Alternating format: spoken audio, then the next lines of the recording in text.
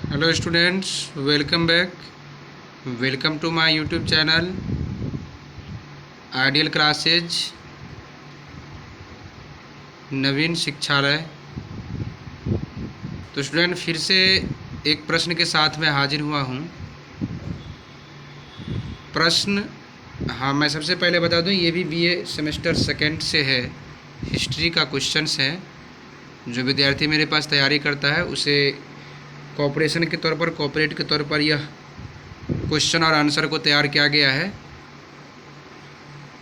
और हिस्ट्री की मैं जैसे कि पिछले वीडियो में बता चुका हूँ कि हिस्ट्री की किसी तरह की कोई क्लास नहीं होती है।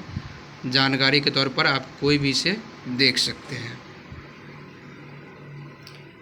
तो प्राचीन मिस्र की सभ्यता में स्त्रियों की दशा का वर्णन कीजिए, ऐसा क्वेश्चन है। अर्थात ये बता रहे हैं कि पुराने समय में प्राचीन काल में जो है मिस्र में या नील नदी की सभ्यता में स्त्रियों की हालत कैसी थी, इस पर टिप्पणी करें विस्तार से।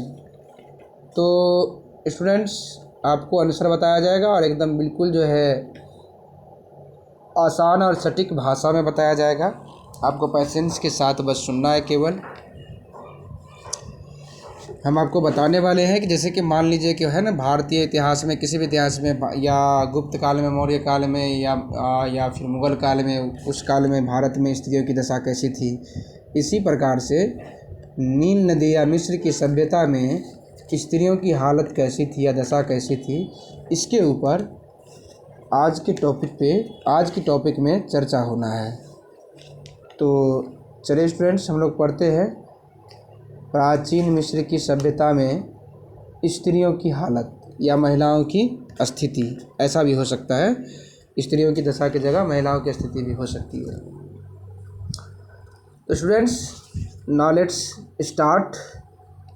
नील घाटी सभ्यता में महिलाओं की स्थिति काफ़ी अच्छी थी।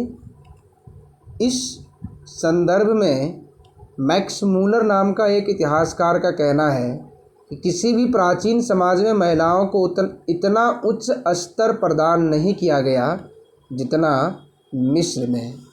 कहा जाता है पुराने जितनी भी सभ्यता है, उन सभी सभ्यताओं में जितना महत्व और वैल्यू मिस्र के सभ्यता में महिलाओं को मिला, उतना महत्व और वैल्यू अन्य किसी सभ्यताओं में नहीं मिला।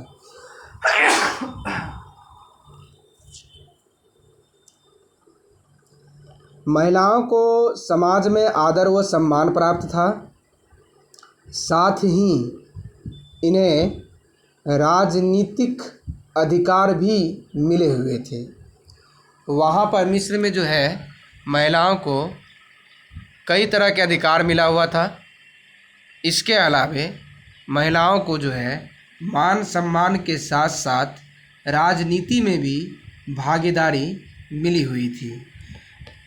परिवार की सारी संपत्ति पर महिला का अधिकार होता था और प्राचीन मिस्र का समाज मातृसत्तात्मक था। जैसे कि समाज अभी बहुत जगह, सभी जगह जो अधिकांश जगह जो है पितृसत्तात्मक है। जैसे जो भी प्रॉपर्टी या धन दौलत होता है वह किसी के पिता के नाम पर जो रहता है, तो नेक्स्ट वो उनके बेटे के नाम पर, उसके पोते के नाम पर, इस तरह से ट्रांसफ़र होते रहते थे। इस तरह के व्यवस्था को पितृसत्तात्मक कहते हैं। लेकिन मिस्र के अंदर मातृसत्तात्मक जो है प्रचलन था, कानून या प्रथा प्रचलन था। इसमें ज़मीन जायदाद या संपत्ति की मालिक महिलाएं होती थी। उसके बाद भी नेक्स्ट जनरेशन की महिला होती थी, फिर उससे नेक्स्ट अगले जनरेशन की महिलाएं होती थी। अर्थात हम कह सकते हैं कि वहाँ का समाज मातृसत्तात्मक था। परिणाम स्वरूप महिलाएं वहाँ पर राज्य और शासन करती थी। और नफरतीति एक गौरवपूर्ण महिला थी वहाँ की, जो इखनातन की महारानी थी। वहीं मिस्र देश को हतशेप्सुत और क्लियोपेट्रा प्रसिद्ध महिलाएं हुई। तो ध्यान रखिएगा स्टूडेंट्स, ध्यान रखेंगे इस बात को कि वहाँ महिला की जो वर्चस्व था, महिलाएं राज करती थी, संपत्ति का मालिक भी महिलाएं होती थी। और प्रथा भी कैसा था, तो मातृसत्तात्मक था। इसके अलावा आप कह सकते हैं वहाँ पर इखनातन की जो महारानी थी जिनका नाम था नफरतीति, वह वहाँ की बहुत ही मशहूर और प्रसिद्ध महिला थी। इसके अलावा वहाँ दो और जो है महत्वपूर्ण महिलाएं थी, जिनमें से नाम आप कह सकते हैं कि एक का नाम था हतशेपसूत और दूसरे का नाम था क्लियोपेट्रा। ये क्लियोपेट्रा की कहानी और प्रचलन बहुत मशहूर है। स्टूडेंट आपको बता दें, इस पर कई सिनेमा भी बनाया गया। वो 3 अंडे वाला सिनेमा जो बना है, सोने के अंडे, वो कहानी सब जो है क्लियोपेट्रा को लेकर के ही है। सामान्यतः मिस्र में एक विवाह की पद्धति प्रचलित थी, परंतु अमीर व उच्च वर्ग के लोगों द्वारा एक से अधिक विवाह भी किए जा सकते थे। शादी विवाह को बात कहें तो महिलाओं के स्थिति से जुड़ी हुई बात है।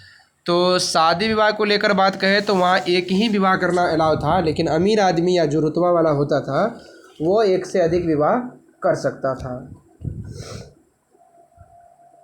मातृसत्ता समाज होने की वजह से परिवार की संपूर्ण संपत्ति पत्नी के नाम पर होता था। वहाँ याद रखिएगा, मातृसत्तात्मक होने के कारण पूरी संपत्ति का मालिक घर में पत्नी होती थी, और साथ ही एक उत्तराधिकारी के रूप में बेटी वहाँ की संपत्ति का मालिक होता था। आजकल उत्तराधिकारी या वारिस का किसे कहा जाता है? बेटा को। लेकिन प्राचीन मिस्र की सभ्यता में बेटी जो है वारिस के रूप में चुनी जाती थी और संपत्ति का मालिक होती थी।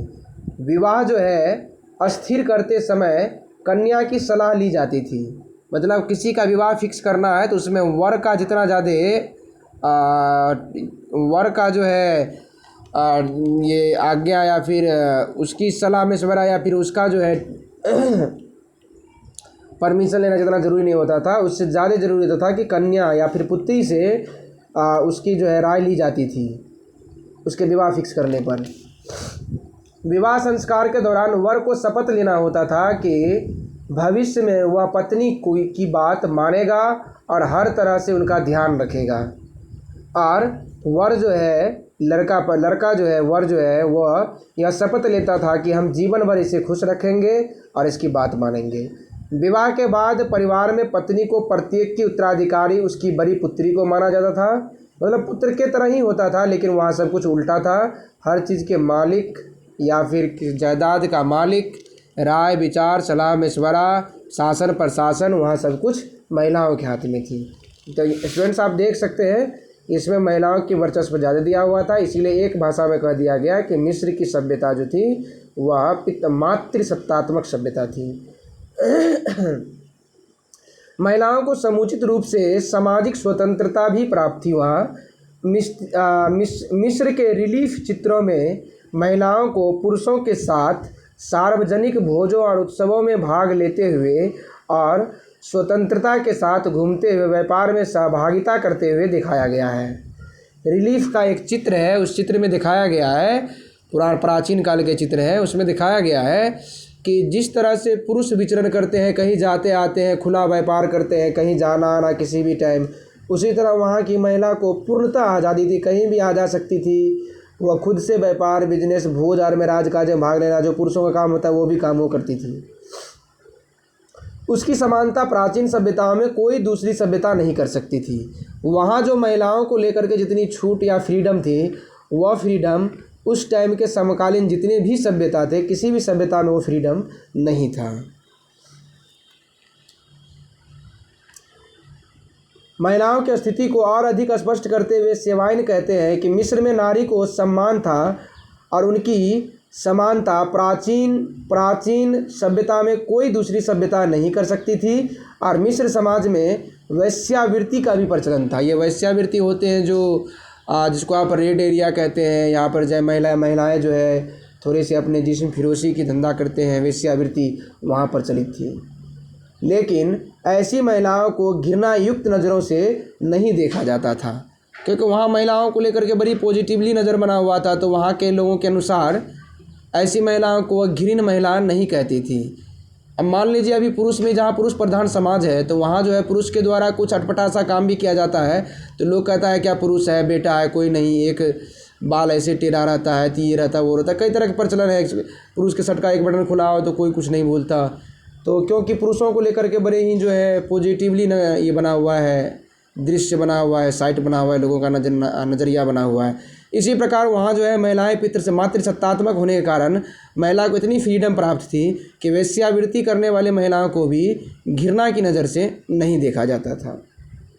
तो स्टूडेंट्स, आपने यहाँ समझा महिलाओं की स्थिति, मिस्र की प्राचीन मिस्र की सभ्यता में महिलाओं की स्थिति क्या थी।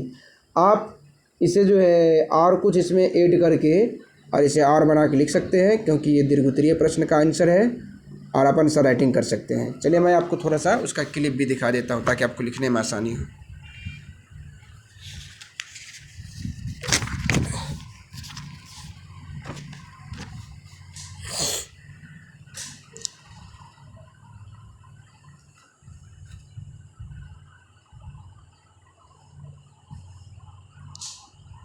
आप देख सकते हैं धार्मिक प्रकृति जहाँ तक है वहाँ तक आप नोट कर सकते हैं इसे। तो उम्मीद करते हैं कि आपको सारी बातें समझ में आई होगी। आप बार बार वीडियो को सुन करके याद कर सकते हैं और इसका नोट्स एक बार बना लीजिए। चलिए तब तक के लिए टेक केयर।